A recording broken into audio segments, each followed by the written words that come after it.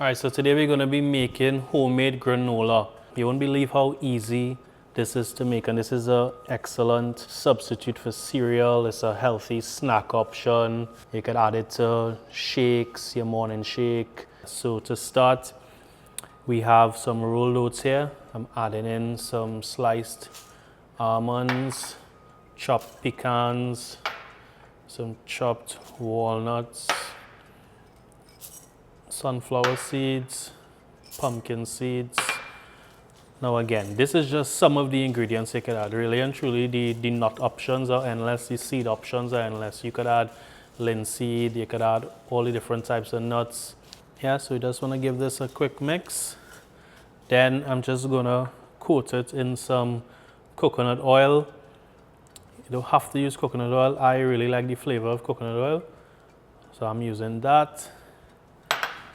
Give it a good mix.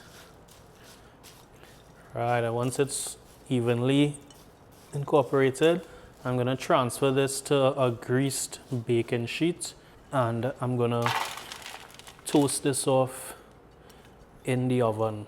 So by doing it in the oven, it'll help to just toast it and really intensify the flavors, bring all the ingredients to life. And I have my oven set at 325 degrees Fahrenheit, and I'm going to bake this for 30 minutes, and halfway through I'm going to toss it for even baking. Yeah, all right, so we'll check back in 15 minutes. Right, so we are halfway through the toasting baking process of our granola. So I just wanted to take this time to show you. So here I'm just turning it over, giving it a quick toss. To be honest, you don't really have to do this, but just for even cooking, even toasting, even coloring, it makes sense. You'll really smell that coconut flavor too coming through if you're using coconut oil, of course.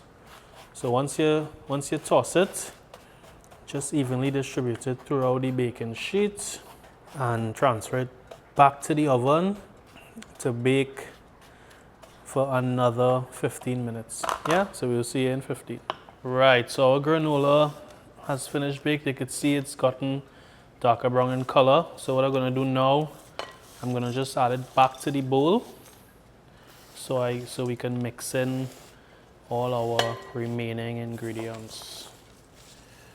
So it's best to do this immediately, as this will allow all your hot granola ingredients to absorb the flavors of the add-ins here now and really help everything to marry well together. So to this, I'm adding some dried banana, some dried cranberry.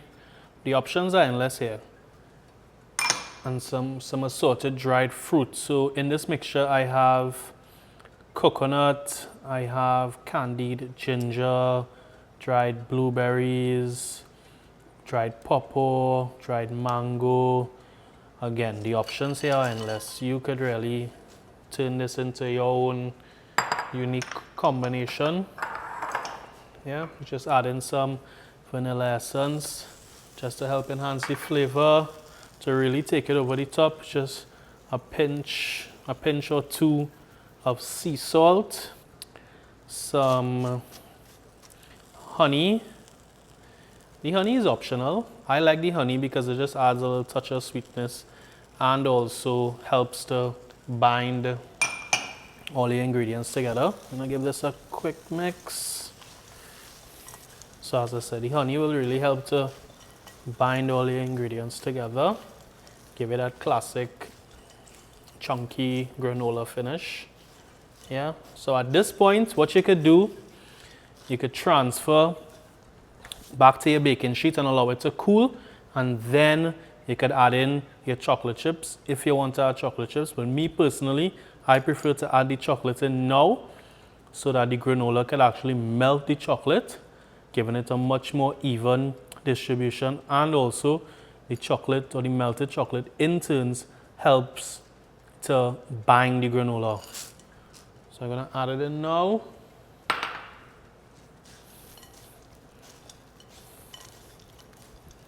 Yeah, and then from here, I'm just gonna transfer to my baking sheet, allow it to cool, and then once cool, you could break it up and store it in an airtight container to eat as a snack, as cereal, put it in a drink, however you want to do it.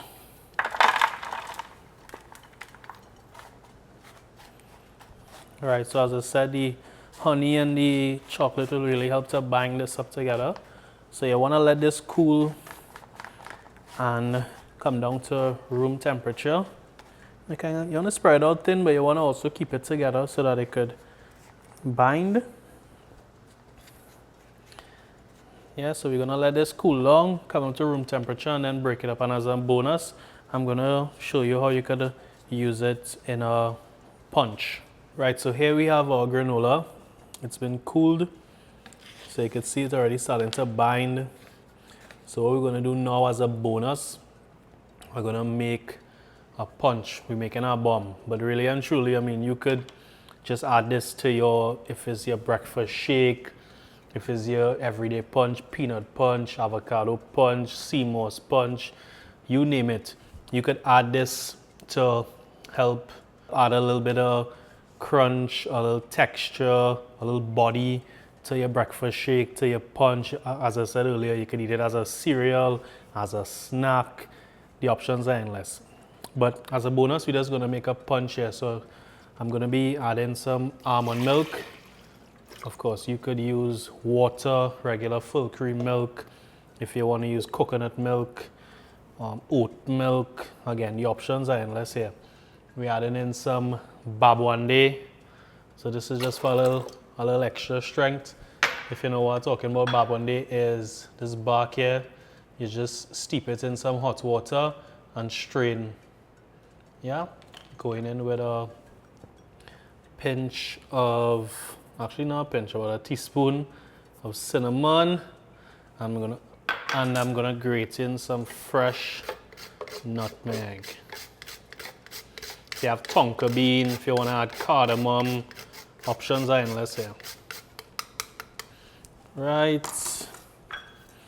Then I have some peanut butter. I'm gonna add that in.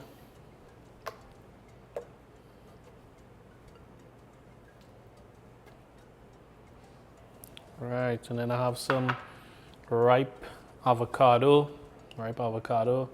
Just gonna use my spoon, spoon it out, add that directly to our punch.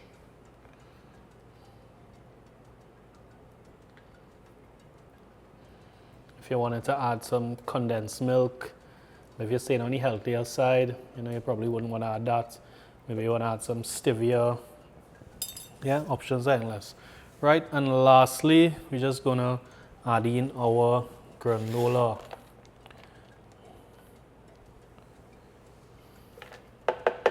Add in about a cup or so of granola. Yeah. Time to blend now.